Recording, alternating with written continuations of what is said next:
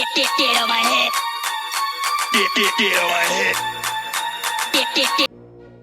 आज हम हिस्ट्री के सबसे खतरनाक फिगर्स में से एक एडोल्फ हिटलर के बारे में बात करेंगे।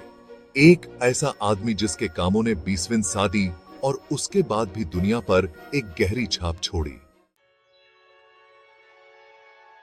एडोल्फ हिटलर का जन्म ऑस्ट्रिया में अप्रैल 20, 1889 को हुआ था।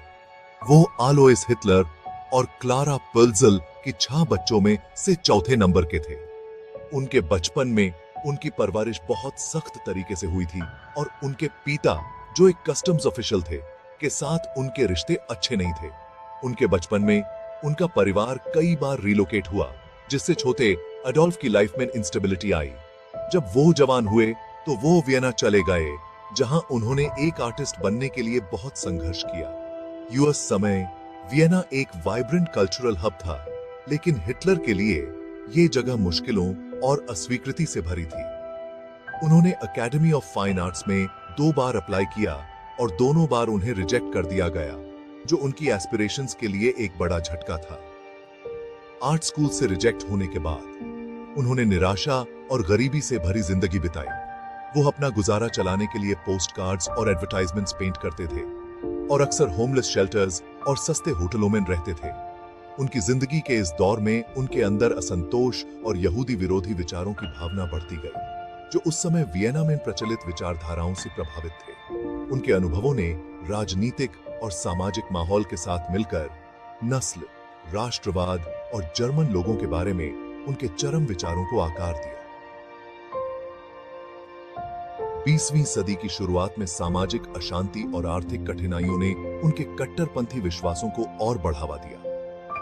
वह खुद को जर्मनी को उसके आंतरिक और बाहरी दुश्मनों से बचाने के मिशन वाले व्यक्ति के रूप में देखने लगे। Reading a book in a dark room. इस दौरान हिटलर ने बहुत कुछ पढ़ा, इतिहास, राजनीति और नस्लीय सिद्धांतों पर किताबें पढ़ी। उनके पढ़ने ने आर्य जाति की श्रेष्ठता और एक मजबूत एकीकृत जर्मनी की आवश्यकता में उनके बढ़ते विश्वास को और मजबूत किया। प्रथम विश्व युद्ध में हिटलर ने जर्मनी के लिए एक सैनिक के रूप में सेवा की। वह बवेरियन आर्मी में शामिल हुए और वेस्टर्न फ्रंट पर लड़े, जहां वह 2 बार घायल हुए और उन्हें बहादुरी के लिए कई प्रशंसा पत्र मिले, जिनमें आयरन क्रॉस भी शामिल था। 1918 में जर्मनी की हार के बाद वह बहुत दुखी और नाराज थे। उन्हें लगता था कि उनके देश के साथ विश्वासघात हुआ है। वर्साई की संधि ने सभी साथ अहदी ही, जिसने जर्मनी पर भारी रेपरेशंस और टेरिटोरियल लॉसेस लगाए, ने उनके अन्याय की भावना को और गहरा कर दिया और बदला लेने की उनकी इच्छा को हवा दी। उन्हें लगता था कि उनके देश के साथ विश्वासघात हुआ है। विश्वासघात की इस भावना और युद्ध के बाद जर्मनी की कठोर परिस्थितियों ने उसके सत्ता में आने का मार्ग प्रशस्त किया, क्योंकि वह जर्मनी को उसके पूर्व गौरव को बहाल करना चाहता था और उन लोगों से बदला लेना चाहता था जो मानते थे कि उन्होंने उसके राष्ट्र के साथ अन्याय किया है।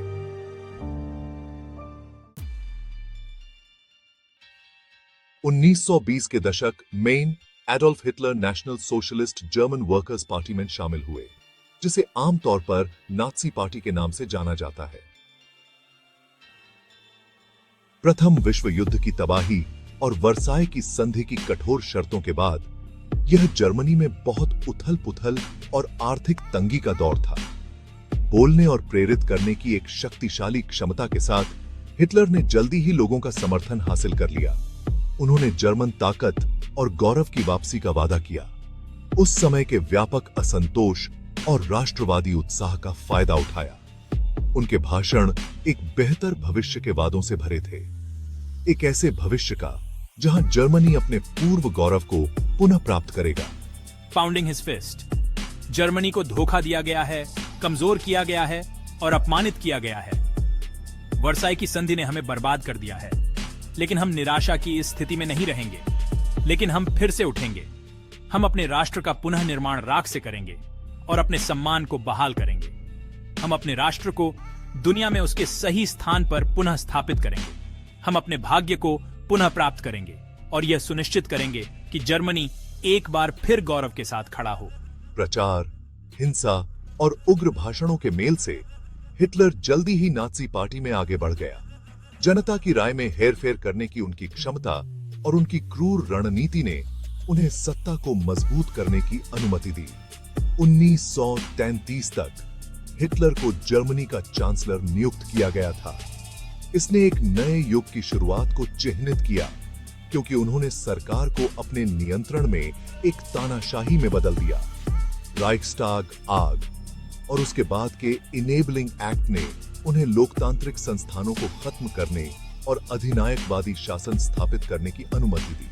सत्ता में उनका उदय तेज था और जर्मनी के लिए उनके दृष्टिकोण की निरंतर खोज द्वारा चिह्नित किया गया था।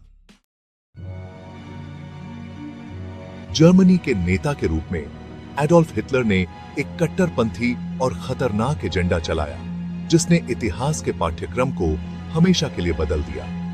सत्ता में उनका उदय उत्कट राष्ट्रवाद और जर्मनी को उस स्थान पर बहाल करने की इच्छा से चिह्नित हुआ था जहां उनका मानना था कि वह दुनिया में उसका सही स्थान है। उन्होंने ऐसी नीतियां लागू की जिन्होंने यहूदियों, राजनीतिक विरोधियों और अन्य समूहों को निशाना बनाया, जिन्हें वह अवांछनीय मानते थे। नाजी शासन ने अपनी विचारधारा का प्रसार करने के लिए प्रचार का इस्तेमाल किया, जिससे भय और घृणा का माहौल बना। यहूदियों को उनके अधिकारों से वंचित कर दिया गया, व्यवसायों का बहिष्कार किया गया और कई लोगों को यहूदी बस्ती में रहने के लिए मजबूर किया गया। इसके कारण प्रलय हुआ। 6 मिलियन यहूदियों का एक व्यवस्थित, राज्य प्रायोजित उत्पीड़न और हत्या लाखों अन्य लोगों के साथ, जिसमें रोमानी लोग, विकलांग व्यक्ति और राजनीतिक असंतुष्ट शामिल थे। एकाग्रता शिविरों की भयावहता, जहां लोगों को अमानवीय परिस्थितियों, जबरन श्रम और सामूहिक वीट के अधीन किया गया था, मानव क्रूरता की गहराई की एक कठोर याद दिलाती है। 19 में हिटलर की महत्वाकांक्षाओं के कारण पोलैंड पर आक्रमण हुआ, जिसने द्वितीय विश्व युद्ध को जन्म दिया। यह आक्रामक कदम जर्मन क्षेत्र का विस्तार करने और एक ग्रेटर जर्मनी स्थापित करने की उनकी व्यापक योजना का हिस्सा था। पोलैंड पर आक्रमण तेज और क्रूर था, जो जर्मन सेना की ताकत का प्रदर्शन करता था। उनके आक्रामक सैन्य अभियानों का उद्देश्य यूरोप को जीतना था, एक ग्रेटर जर्मनी का निर्माण करना। नाजी युद्ध मशीन पूरे यूरोप में घूमती रही, गति, आश्चर्य और भारी ताकत के संयोजन से एक के बाद एक देश को जीतती रही।